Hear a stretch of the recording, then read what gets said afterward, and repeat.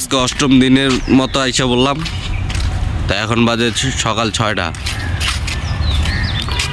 ঘুম ছেড়া ব্যায়াম করতে আইসা পড়ছে। আরও কয়েকজন আছে, ওরা সামনে গেছে। আমরা প্রায় 10-12 জনের মতো প্রতিদিন দিয়ে আসি।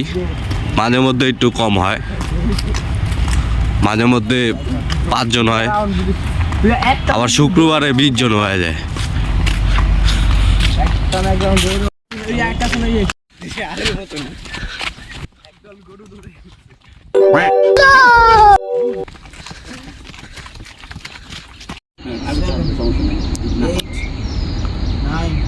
কসরত চলতেছে।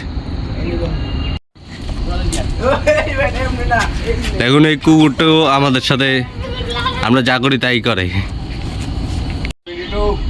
22, 23, 24